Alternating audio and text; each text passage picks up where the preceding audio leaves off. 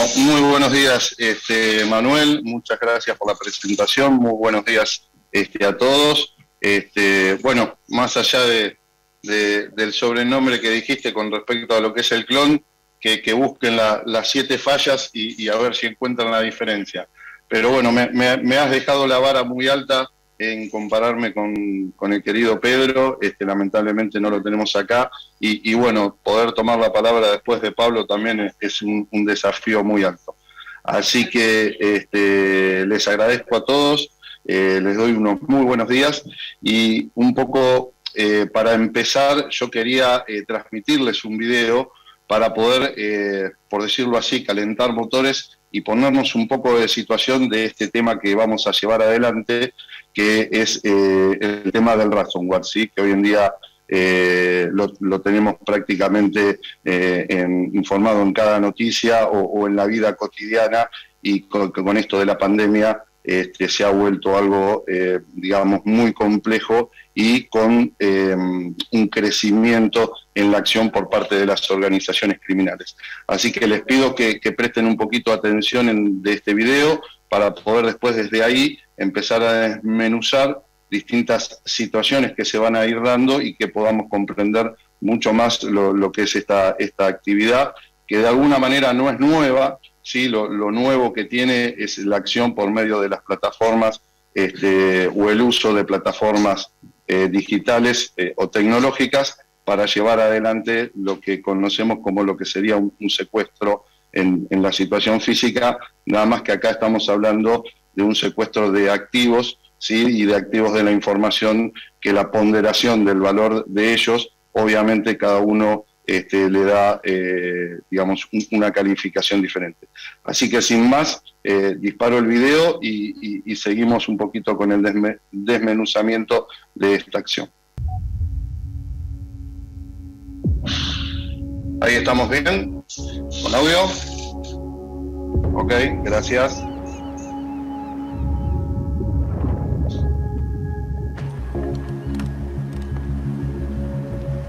¿Sabes por qué los lobos son tan buenos depredadores? Por su astucia. En lugar de cazar presas sanas y fuertes, persiguen a las más débiles, a las que están heridas, enfermas, a las más vulnerables. Todd es el CISO, o responsable de seguridad de la información, de una de las compañías de software más grandes del mundo en el entorno sanitario. Así que es el responsable de mantener los datos seguros si los chicos malos llaman a la puerta. Ahora mismo Todd tiene un fuerte dolor en el pecho. ¿Habrá comido pescado en mal estado? No, yo sé lo que está pasando.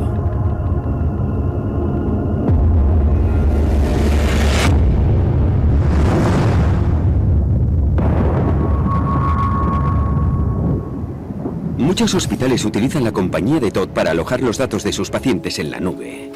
Si le elimino de la ecuación, nadie tendrá la autoridad suficiente para desconectar los sistemas de la empresa y proteger todos esos datos durante un ataque. La semana pasada visité a su médico. Carmela, el médico la atenderá enseguida. Suerte con esa cadera, Carmela. En este tipo de oficinas la gente no suele pasar mucho tiempo en su mesa. Sería ideal si sus smartphones pudieran bloquear automáticamente sus PCs cuando se ausentan. Ahora mismo estoy escondiendo un malware que me permitirá evitar todas sus protecciones. Este PC tan antiguo nunca podrá detectarlo ni eliminarlo. Así es como puedo acceder al historial de Todd y a todas sus recetas médicas. Y así he podido modificar la dosis de su medicamento para la tensión, cuyos efectos secundarios son mareos y una grave indigestión. Y ahora, un viaje al hospital, tal y como había planeado. ¿Algún familiar que podamos avisar? Mi mujer, pero no quiero preocuparla. Seguro que no es nada. Todo va a salir bien. ¡Let's go! ¡Woo! Mucha gente tiene miedo a los hospitales. No tienen ni idea. Hospitales como este pueden tener algunos de los equipos médicos más avanzados del mundo. Pero como en muchas empresas podemos encontrar un montón de impresoras desprotegidas como esta. Sin la protección de la BIOS para mantenerla segura, cualquiera puede instalar lo que quiera. Ahora, esta pequeña actualización de software me ha permitido crear una puerta trasera directamente en su red. Simplemente he cambiado su nombre en el sistema. En serio, esto es un colador. Le vamos a cuidar bien, John. ¿John? Se llama Todd. Ni siquiera tenéis bien su nombre. Ahora, si alguien, su mujer o un miembro de su equipo de seguridad llama buscándole por una emergencia, no le va a encontrar. El dulce olor del éxito. Ponte cómodo, Todd. La cosa se pone interesante gracias a esa impresora antigua. Si tuviera detección de amenazas hubiera parado mi ataque antes de que empezara. Pero, como no tiene, no hay nada que pueda impedir que la use para imprimir los resultados que me interesan. Estos son los resultados del laboratorio, doctora. De acuerdo, gracias. Vamos a tener que aumentar la medicación. Se va a sentir algo mareado, pero no pasa nada. Justo lo que quería. Ahora va a dormir toda la noche. Ya no tendré que preocuparme más por si responde al móvil. Quizá te preguntes por qué pasar por todo esto. Ahora lo vas a ver. 3, 2, 1. Esto no está bien. Sí, tienes razón. ¿Soy el único que está viendo esto? Oh, no. Oh, sí. Habría que llamar a Todd. ¿Van a cortar la conexión a la red de todos los hospitales o van a esperar a que todo aparezca milagrosamente y les salve?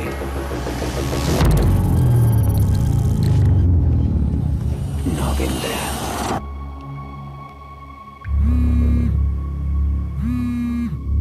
¿Pero qué está pasando? Parece que ha habido una brecha de datos. Sí, ya lo veo. ¿Dónde demonios está Todd? No sabemos dónde está. ¿No lo sabéis? Alguien está robando los historiales médicos de nuestros hospitales y no sabéis dónde está Todd. Me encantan los misterios. ¿A ti no? Lo siento, Dave. No es nada personal. Con el CISO fuera de juego, están paralizados. Aunque han gastado un montón en hacer sus redes súper seguras, los PCs conectados a ellas no lo son. ¿Tiene esta cosa autenticación multifactor robusta? No. Incluso los servidores de backup están afectados. ¿Protección robusta de hardware para impedir un ataque cada vez que se hace clic en un vínculo malicioso? Negativo. Sin nada de esto que me detenga, mi malware puede destruir todos los archivos que toque. Es hora de divertirse.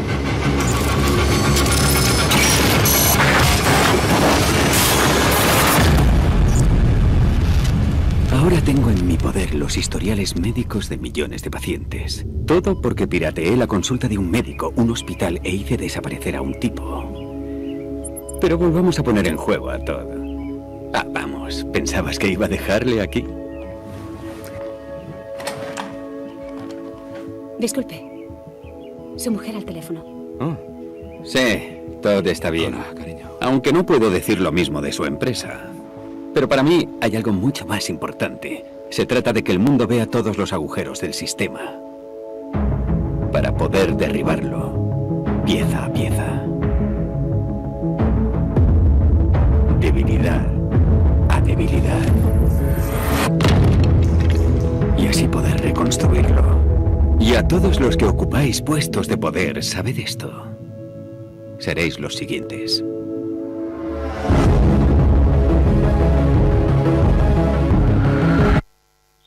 Bueno, qué mensaje, ¿no? Para todos los que ocupen puestos de poder se da en el siguiente, y no solamente de poder, ¿sí? Sino cualquiera que trabaje en ciberseguridad, en la justicia, en aplicadores de la ley, ¿sí? O en cualquier entorno que esté relacionado con la tecnología. Y acá un poquito creo que este video tiene que ser el disparador de entender esa situación que se viene dando. ¿Ustedes creen que esto podría ser real? El video es viejo, los que estamos en la temática lo habremos visto quizás de una o de otra vez o digamos presentado en algún lugar.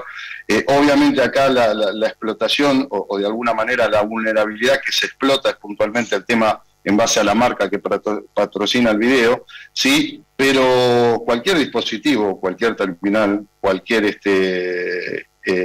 elemento que esté conectado a una red, hoy en día con lo que es Internet de las Cosas, que ya no solamente conectamos escáner e impresora, sino prácticamente queremos conectar todo a esa red, es pasible de alguna acción de este tipo. Pero como les decía, esto podría ser real, esto fue firmado allá por el 2017 y quizás era un disparador de algo muy novedoso, esto que ha sucedido o que nos ha pasado con la pandemia, en donde ha generado una hiperconectividad, ¿sí? Ha hecho de que esto sea algo totalmente natural y totalmente normal, como lo hemos visto en distintos medios de comunicación, ¿sí? Pero acá, puntualmente, y me baso en esta situación que muestra el video, en lo que es el secuestro de datos, ¿sí? Del sistema médico. Esto realmente pasó, acá lo podemos ver en el diario El País, de España o de La Nación, pasó en Gran Bretaña, en donde se realizó ese secuestro de datos y se pidió lo que es el rescate para poder accesar a los mismos, ¿no? Teniendo en cuenta toda la complejidad, no solamente de continuidad del negocio o de operatividad del sistema, ¿sí? Y más que nada de un sistema tan crítico como el sistema sanitario, sino que también después toda la vulnerabilidad de datos que se dieron con todo lo que esto acarrea en lo que serían instancias de acción civil.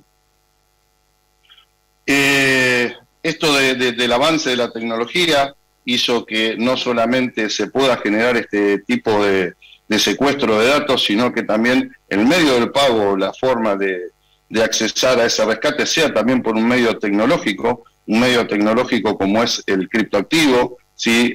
Comúnmente llamado criptomoneda, y basémonos a partir de este momento en la charla en lo que es el Bitcoin, que es el de mayor uso o el más conocido, el cual también es un formato digital, y ese formato digital hace que también tenga una característica pseudoanónima, por ende siendo muy difícil para la justicia y para el aplicador de la ley poder hacer el seguimiento después de acciones realizadas por estas organizaciones transnacionales criminales, y digo transnacionales porque desde el momento que está la acción, que puede ser el actor que lleva adelante toda esta acción, puede estar en un país, el servidor en el cual suministra la conexión o suministra lo que es el pasaje de datos puede estar en otro o en varios, como se da con la denominación con los servidores del servicio de Tor, y el victimario o la organización que sufre la acción en otro país. Entonces ya tenemos 3 o 4 países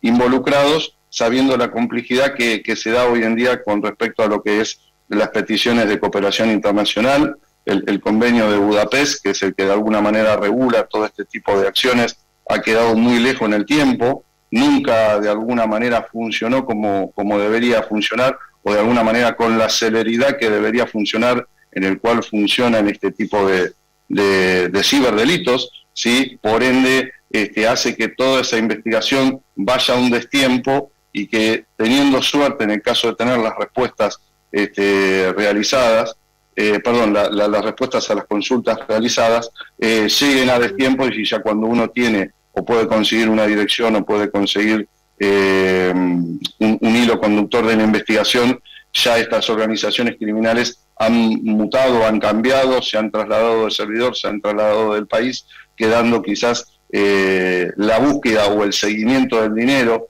que era alguna de las maneras de la forma de los hilos conductores que se manejaban en décadas atrás, siendo prácticamente imposible. Acá un poco podemos ver la diversificación que tenemos en el uso de estos criptoactivos, ¿sí? Desde lo que vendría a ser el pago desde una billetera hacia otra, y cómo después esa billetera, ¿sí? Generando por medio de distintos exchanges, tanto formales o no formales, ¿sí? Hablamos de formal cuando pide una documentación o puede generar una identidad, y hablamos de no formales cuando realmente se apoyan en el pseudoanonimato o en el anonimato de sus titulares de esta billetera, generar una gran diversidad de traslado de estos fondos, más allá de la fungibilidad del Bitcoin propiamente dicho, que se puede dividir en muy pequeñas partes, y esto hacer que repliquen gran cantidad de billeteras y después ir mezclándolas, ¿sí? Con Bitcoin de acceso de uso de ahorristas o distintos tipos de actores, los cuales terminan generando lo que sería un Bitcoin gris, ¿sí? Como se denomina normalmente, el cual de alguna manera viene con el origen de ser adquirido de una forma criminal, sí, pero al mezclarse con estas acciones es como que se puede ya empezar a ver o a encontrar ese Bitcoin gris, y que cada vez que se va mixando o se va mezclando, se va aclarando cada vez más, siendo muy difícil el seguimiento de la trazabilidad del mismo. Ahora, en esta nueva situación de hiperconectividad, luego de la pandemia, sí, nosotros tenemos un espectro de amenazas que se da en el ciberespacio, en donde puntualmente esta del ransomware la hemos encontrado. Tenemos lo que es el hacktivismo, que de alguna manera no persigue una acción puntual monetaria, sino quizás lo que podría ser una acción o una modificación de decisiones políticas. Tenemos la comisión de delitos informáticos, lo cual lo dejamos para lo que podría llegar a ser una actividad menor, en donde en algunos casos se da en forma individual o en pequeños grupos de alguna comunidad de ciberdelincuentes.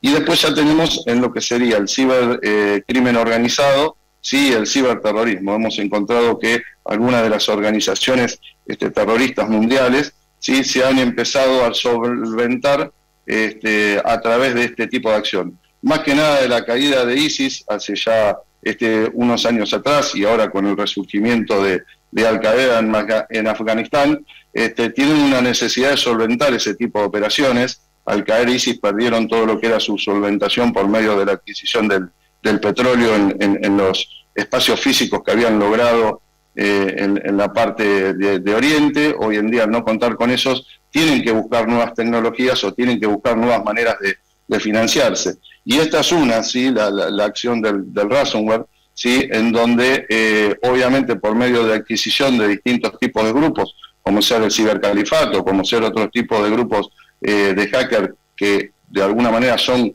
como contratados o subcontratados para llevar adelante estas operaciones, son que están generando su mantenimiento en la operación diaria, hasta que obviamente van adquiriendo ingresos por otro lado. Pero el crimen organizado transnacional también lo ha visto. Nosotros estamos acostumbrados, cuando hablamos del narcotraficante o del crimen a nivel mafia, nos revocamos a las viejas películas como ser El Padrino, como ser Pablo Escobar, y no, esto es una realidad que ha cambiado totalmente. Los hijos de esos mafiosos, los hijos de esos narcotraficantes, han ido a universidades, se han recibido, han obtenido MBA. Entonces esto lo ven y lo han analizado como un negocio, ¿sí? En donde realmente el espacio que se ha dado, sin regulaciones y a veces con la falta, digamos, de tiempo, como hablábamos en lo que es la investigación por medio de las peticiones que se dan a nivel transnacional, lo han aprovechado de una muy buena manera como para hacer parte de su ingreso, parte de su negocio. Tengamos en cuenta que poner 1 kilo de cocaína en el mercado, acorde en el mercado que estemos hablando, prácticamente insume entre un 40 y un 60%, sí, de logística, desde lo que es la planta propiamente dicho, la plantación de la coca, hasta el producto terminado y puesto en el dealer o puesto en la venta. Y lo que sería una acción de ransomware, por ejemplo, realizado por una de estas organizaciones, solamente tendría el costo de lo que sería un ordenador, ¿sí?, la conexión a Internet y quizás el pago en base a la producción que genere ese grupo operativo, ¿sí?, de acción en ciberdelitos. Entonces, prácticamente la incidencia y la nivelación con respecto al pedido del rescate es de un 1 a un 2% como mucho. Entonces fíjense la gran diferencia que hay de ganancia. Es por eso que esta nueva modalidad de ciberdelito, ¿sí?, o mejor dicho, esta modalidad que ya lleva unos años y que va mutando conforme a las soluciones que se están o que se van encontrando, va creciendo y va mutando en su forma de accionar. Un poco para mostrarles que esto que vemos nosotros también lo ven los cibercriminales. Fíjense lo que era el mapa de penetración de Internet allá por el 2005. Este es el mapa de penetración en el 2015. Fíjense cómo ha variado y cómo ha crecido y cómo se ha polarizado de una manera diferente, sin entrar un poquito en lo que es el detalle desde dónde hoy en día se están generando la mayor cantidad de conexiones. Y esto es algo que estaba previsto para el 2025, ¿sí? Que obviamente les aseguro que ha sido superado ampliamente recién ahora en 2021, ¿sí? A mí me gusta mucho transmitir estos conocimientos con lo que es métricas, ¿sí? Y acá un poco también le doy métricas con respecto a lo que son los usuarios de Internet, con una métrica de enero de este año, en donde prácticamente en América del Sur, para hacernos más que nada referente en algo regional, ¿sí? Tenemos un 72% de penetración, ¿sí? En América del Norte el 90% y en algunos lugares de Europa casi del 100%, pero en Asia lo preocupante, fíjense, todavía no ha llegado al 70% y Asia lo tenemos dividido en varias regiones. ¿Y qué quiere decir esto? Que esto es el principio, esto es el puntapié de lo que se viene. ¿Por qué? Porque Asia todavía le está quedando ese nivel de penetración, el cual en los años venideros que están por llegar, es seguro que va a seguir dando ese crecimiento. Fíjense en un poco la cantidad de millones o de billones de habitantes que somos, la penetración de Internet es prácticamente un 60%. ¿Y por qué hago referencia en esto? Porque los cibercriminales estos números lo ven y ven que este es el nuevo campo de acción y ven que este es un nuevo terreno de acción, con la facilidad, por medio de herramientas como Tor u otras, que obviamente fueron creadas para otro tipo de acciones, ¿sí? Tener un pseudoanonimato, y ese pseudoanonimato los hace poder llevar adelante sus negocios, ¿sí? Y tener, digamos, una buena enmascarada para no ser descubiertos, o en el caso de, en el momento, como les decía, por este lapso de tiempo que lleva a poder dar con este tipo de organizaciones, ya poder ir mutando y poder ir migrando quizás a la dirección de al lado o a la provincia o al estado de al lado. Podemos encontrar que lo que es la masificación del uso de las tecnologías crece más rápidamente que lo que es el crecimiento de población nuestra, ¿sí? A nivel mundial, y ya nos encontramos no solamente con acciones como en algún momento veíamos de ciberdelitos, sino que también nos encontramos con acciones de ciberterrorismo, de propaganda, de operaciones psicológicas por medio de fake news o distintos tipos de informaciones que se pueden dar, situaciones de incitamiento social. Acuérdense la situación que se dio en el caso de Black Mother, sin entrar puntualmente en si tenía o no tenía que ver, pero cómo rápidamente se pudo llegar a una población y se pudo movilizar una población, hasta, sacándolo un poco de contexto, hasta con el levantamiento de las Panteras Negras, un grupo que estaba prácticamente desactivado desde los 80, ¿sí? El reclutamiento, es muy utilizado lo que es el uso de redes para reclutar actores criminales y para actores relacionados con el terrorismo, la radicalización, hoy en día llevar adelante una radicalización para posteriormente tener un atentado, desde la práctica hasta lo que sería de alguna manera lo que se denomina lavado de cerebro, es prácticamente realizado por medio de redes y por medio del material que se publica la misma, el financiamiento, que de alguna manera es como comenzamos con respecto a lo que es el ransomware, que es una de estas modalidades de financiamiento a través de un criptoactivo, ¿sí? La búsqueda de información, un terrorista hoy en día que quiere planificar un atentado, o una organización criminal que quiere hacer un estudio de mercado, y fíjense cómo ya empiezo a hablar como si fuese un empresario, pero en realidad es hoy en día lo que hacen las organizaciones criminales antes de bajar o antes de llevar adelante una operación, hacer un estudio de mercado con lo que se van a encontrar, la inteligencia y bueno, las comunicaciones. Hemos visto que en los últimos atentados terroristas que se han dado, no solamente la publicación del mismo casi online en alguna red social, sino que también lo que es la planificación o la reivindicación del mismo se da por este tipo de comunicaciones, ¿sí? Las acciones criminales también. Tengo un estudio de caso que lo vamos a ver muy rápidamente, en donde se hizo lo que sería un secuestro de una persona en un país, y todo lo que fue la prueba de vida o todo lo que fue la negociación del mismo se hizo a través de WhatsApp desde otro país, y cambiando constantemente lo que era el chip o el usuario, ¿sí? ¿Para qué? Para que sea prácticamente imposible. Ustedes imagínense la justicia de un país haciendo la investigación de una negociación de un pedido de rescate, ¿sí? A través de una comunicación que viene de otro país. Entonces todos esos exhortos judiciales, los cuales tienen que pasar por Cancillería y que tienen que ser avalados por ambos países, dado que la justicia se aplica puntualmente al lugar donde está implicada la acción, es prácticamente compleja o demorosa, y teniendo en cuenta que hay una vida en juego, también esto a veces se demora, y no es a veces parte de lo que es la mala acción o la falta de acción de los funcionarios, sea aplicador de la ley o sea judicial, sino es a veces la falta de herramientas que hacen de poder resolver esto de la misma manera como los accionan los ciberdelincuentes. Entonces, un poco resumiendo la situación en la que nos encontramos en este ciberespacio, el espacio de acciones de estas organizaciones criminales internacionales y ciberterroristas nos da la situación de que es un campo de acción sin frontera para ellos, pero para los que perseguimos el delito no, ¿sí? No hay regulaciones a nivel internacional, ¿sí?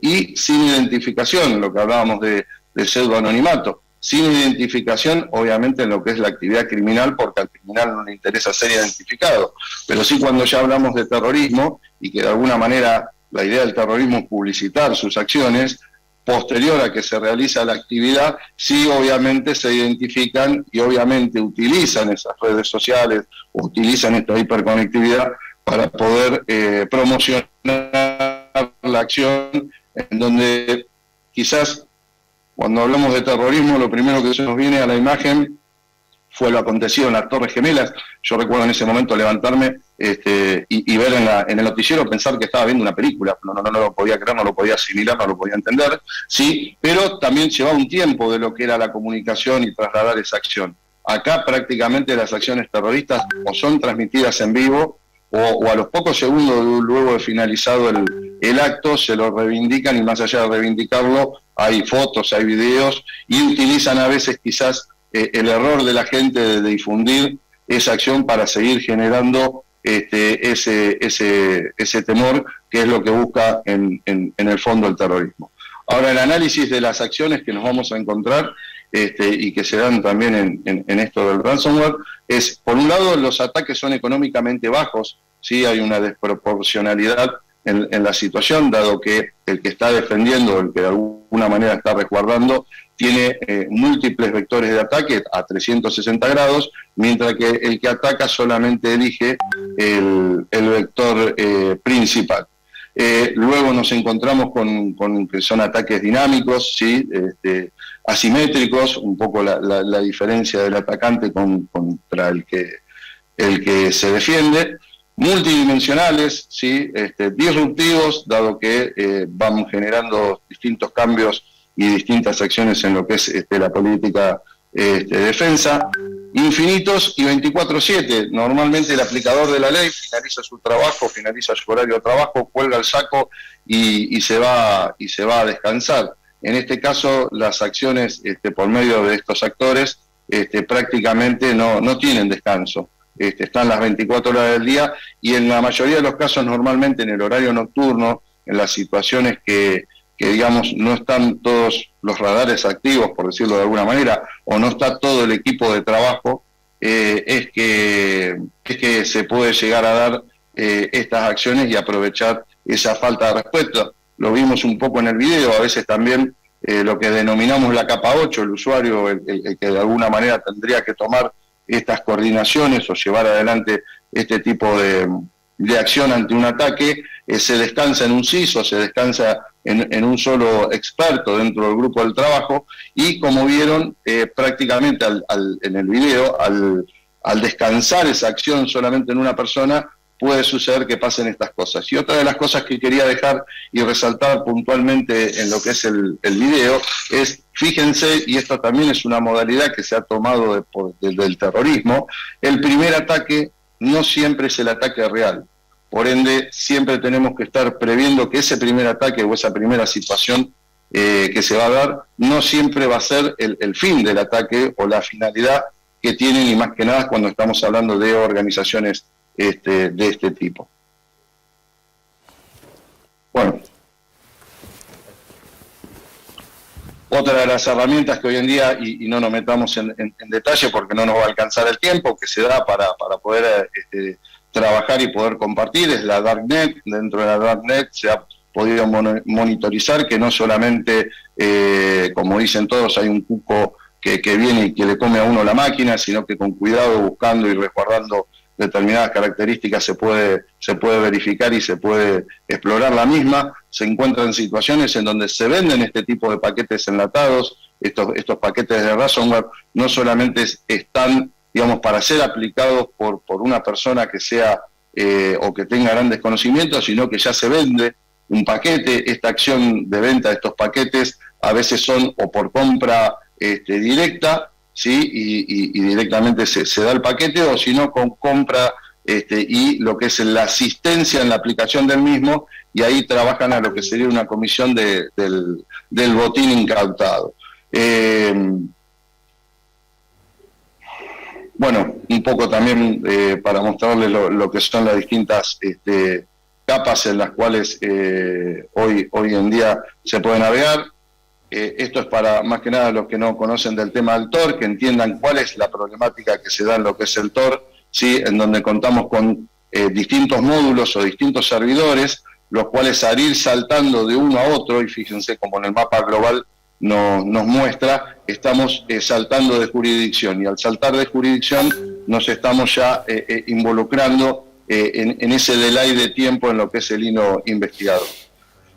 Yo quiero dejar, nos quedan creo que 2 o 3 minutitos para si alguno tiene algún tipo de consulta y ponerme a disponibilidad de todos. No obstante, agradecer a Manuel por convocarme, a Pedro por haberme elegido como su reemplazo. Verán que tenemos una característica parecida. Espero haber por lo menos estado al nivel de él para poder transmitirle todas estas situaciones que se van dando, y la verdad que cerrarles la modalidad de ransomware en criminalidad organizada transnacional y en lo que es ciberterrorismo, que es puntualmente a lo que yo me dedico a estudiar esta temática, es muy complejo llevarlo en 40 minutos, pero bueno, creo que con este resumido los dejé a todos un poco pensando en qué desafío se nos viene para el año que viene. El año que viene se van a implementar nuevas tecnologías. El año que viene vamos a tener no solamente una hiperconectividad, sino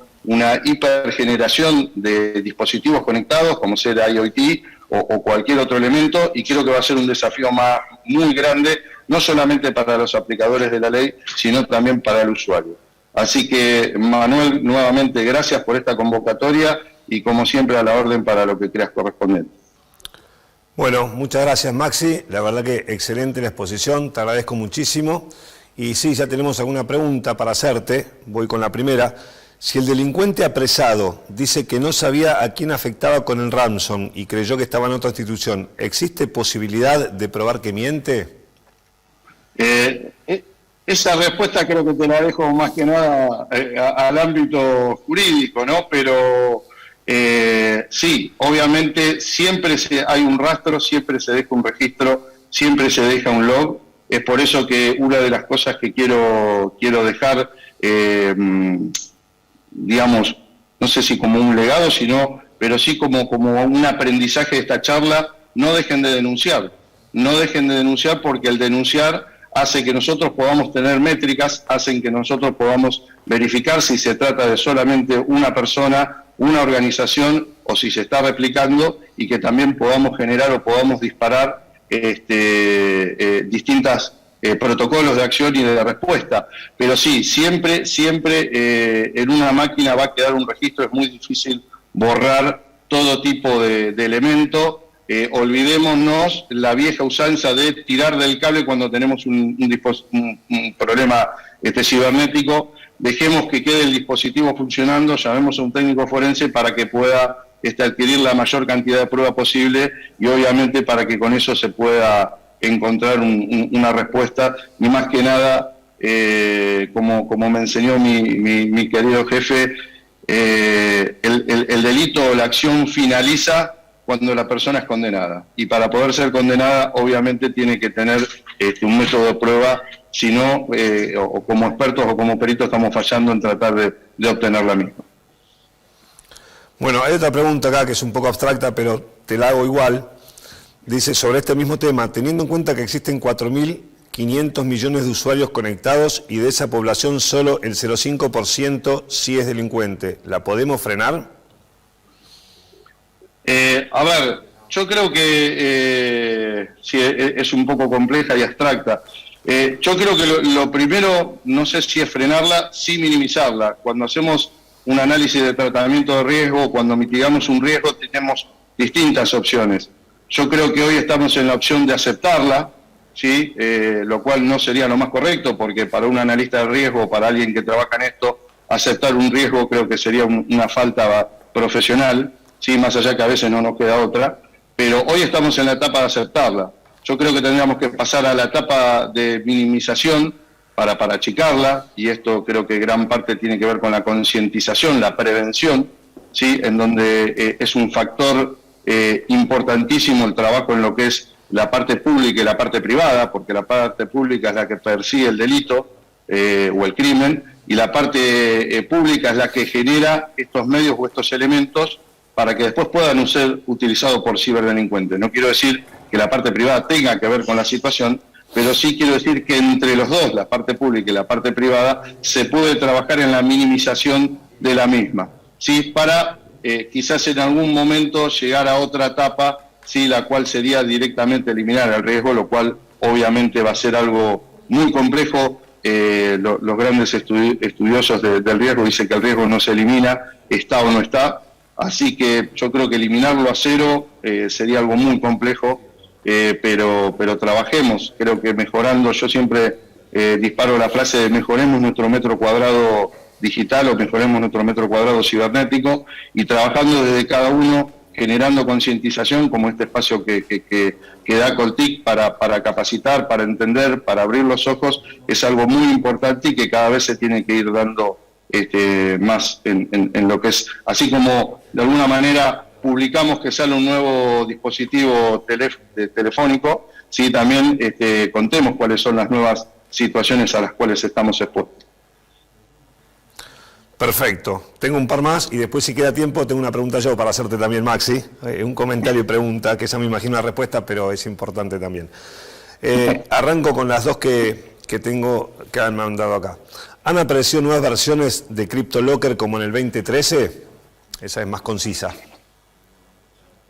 Sí, yo creo que sí, hay una gran variante, la mutación es constante y la idea es esa, ¿no? O sea, hay organizaciones que se lo toman esto muy en serio y que constantemente están generando distintos tipos de accionamiento en lo que es la exposición de los mismos o la publicación de los mismos para tener ese resguardo. Pero obviamente esto es como todo, ¿no? La criminalidad también va avanzando y se va generando nuevas distintos tipos de acciones y mutaciones sobre una misma, ¿no? Quizás trabaja sobre un mismo código, pero ese código va trabajando sobre distintas mutaciones. El ransomware, no sé si lo terminé cerrando, creo que en la charla no, pero acuérdense que empezó como una modalidad de encriptación de datos y pedir el rescate por ese dato, allá por el 2017, en mayo. Yo me acuerdo que amanecimos todos con esta novedad y nos asustamos mucho, pero de ahí en adelante ha ido cambiando y hoy, por ejemplo, el ransomware no solamente va detrás del encriptamiento, sino, claro, como muchos no pagan o muchos no negocian, van atrás de la publicación de esos datos. Entonces ya ese delito mutó, ¿sí? Mutó y buscó otra nueva forma de generar un mayor activo. Así que yo creo que sí, creo que y que nos vamos a ir encontrando con nuevas modificaciones. ¿Cómo se procede al identificar a una organización criminal? Bueno, esta es muy amplia, también la respuesta, pero a ver si cortito nos podés dar 2 líneas. Muy cortita, desde el momento que genera un delito ya está dentro de lo que sería criminal, y cuando son, si mal no me equivoco de mi vieja leída del código, 2, 3 o más personas, ¿no? Ya estamos hablando de algo organizado y deja de ser individual. ¿Por qué ciberdelincuentes están siempre un paso adelante? Y creo que en gran parte de la charla, creo que fue con lo que arranqué, ¿no? A veces quizás el ciberdelincuente aprovecha la oportunidad, aprovecha el momento y aprovecha la disponibilidad de generar la acción, mientras que tanto los aplicadores de la ley, la justicia, las policías, ¿sí? o los gobiernos tienen que, por un lado, primero ver la modalidad, luego legalizar o legislizar esa actividad para después poder llevar adelante la persecución de la misma, ¿no? Perfecto, y te agrego un poquito más. También tienen capacidad ilimitada de recursos, tanto económicos como tecnológicos, que a veces desde las fuerzas de seguridad estatales se complica estar a la misma altura tecnológicamente en cuanto a inversión. Eso completando un poquito lo que decía, no sé si coincidís, Maxi. Totalmente, Manuel, totalmente, perdóname, se me escapó esa, o sea, como les decía en un momento, acuérdense que atrás de estas organizaciones criminales hay organizaciones de narcotráfico, terroristas, que tienen un acceso prácticamente sin límite a lo que es esta manera de adquirir tecnologías, de adquirir elementos. Y hay otro tema también, que lo que no consiguen con el dinero, lo consiguen también con la coacción. Y esto se ha comprobado, y más que nada en la zona de Colombia, con colegas que he intercambiado información, no solamente están detrás del dinero, o sea, si quizás una persona muy avesada en la acción de este tipo digamos, de modalidades, no quiere, porque no se quiere sumar a ser criminal, van por su familia y lo extorsionan por su familia. Entonces, a veces también traspasa el dinero y coaccionan a nivel emocional de lo que son los hackers, que hagamos una salvedad, los hackers no son criminales, es gente que tiene un amplio conocimiento y una gran facilidad para poder manejarse con los ordenadores o en este ciberespacio, ¿no? Sí, totalmente de acuerdo. Bueno, va la última, y con la última pregunta aprovecho porque viene el caso del comentario que te iba a hacer y amplío con mi pregunta también. La pregunta es, ¿las empresas prefieren ocultar estas vulnerabilidades de seguridad a denunciarlas? Y dicen, caso Facebook puntualmente. Y era justamente lo que yo te iba a comentar a raíz de una respuesta tuya recién. Yo en los últimos 5 años, desde el 2017, 2016 que empezaron este tipo de delitos y los ataques de ransomware, tuve una sola denuncia, y eso que estuve casi todo el año pasado y este año con 2 juzgados, es decir, denuncias poco y nada. Y completando la pregunta, y acá te amplío un poquito, es ¿qué respuesta hay para investigar ransomware? ¿Qué se puede hacer? Obviamente no formatear los equipos porque se borra la evidencia, pero ¿qué respuesta hay como para incentivar a la gente a que denuncie, que se puede llegar a un resultado? Bueno, comparto totalmente con vos, Manuel, la realidad es esa, y lo dije en un momento, necesitamos que se denuncie, para poder tener una métrica real de lo que se viene dando, pero no solamente de eso, sino para también ver las nuevas modalidades y poder trabajar en un laboratorio con estas mutaciones y ver la posibilidad de investigar y hasta dónde llegar. En eso estoy totalmente de acuerdo con vos. La recomendación es que todo el que sufra de algún tipo de ciberdelito denuncie, sí, que es lo importante, porque nos dan métricas a todos para poder trabajar. Y con respecto a la investigación, sí, la investigación es totalmente posible, o sea, siempre queda un registro, siempre queda un dato. Lo más importante es tratar de minimizar ese daño, sí, y de alguna manera exhortar a las empresas que terminen denunciando, porque a veces, claro, generan ese encubrimiento en decir, quizás la exposición pública sea más grande, ¿sí?, que lo que pueda llegar a ser la pérdida. Pero en realidad, esa exposición pública, que a veces la analizan de una mala manera, cuando después termina trascendiendo, y como lo vivimos acá a nivel nacional, no quiero dar nombres de alguna manera para no crear un inconveniente, ¿sí?, se da de que quizás es peor haber ocultado todo abajo de la alfombra. Entonces, los registros quedan, las situaciones se dan, se está trabajando, obviamente son modalidades nuevas, y esto como todo, ¿no? ¿Cuánto llevó llevar una vacuna para poder tratar de resolver el tema de COVID? Llevó un tiempo. Bueno, acá en lo que es una nueva modalidad, que en realidad no es una nueva modalidad, sino que, como les decía, son modalidades viejas con la utilización de dispositivos tecnológicos nuevos. Entonces ahí el trabajo en lo que es público y privado hace que todo esto sea mucho más fácil y sea mucho más práctico poder llevar adelante lo que son las prevenciones. ¿Por qué? Porque ya uno está trabajando y de alguna manera está generando protocolos en base a las nuevas tendencias. Es un poco la manera de poder alcanzar esa brecha que alguno de los presentes consultaba, en decir, ¿por qué siempre estamos tan lejos? Claro, si no tenemos denuncia, ¿cómo tampoco vamos a estar tan lejos? Una de las, digamos, variables que nos genera esa brecha tan grande. Así que les pido y nuevamente exhorto a todos humildemente que cuando tengan una situación de este tipo denuncien con las unidades especializadas, denuncien con la policía que tengan a nivel zonal o en el caso de que tengan acceso, hay hoy en día distintas modalidades, no solamente presencial, sino que por distintos portales también se puede generar la denuncia, y es una de las maneras de empezar a trabajar en cambiar esa posición que hoy estamos en aceptar este riesgo a empezar a mitigarlo o empezar a minimizarlo, ¿no? Bueno, perfecto.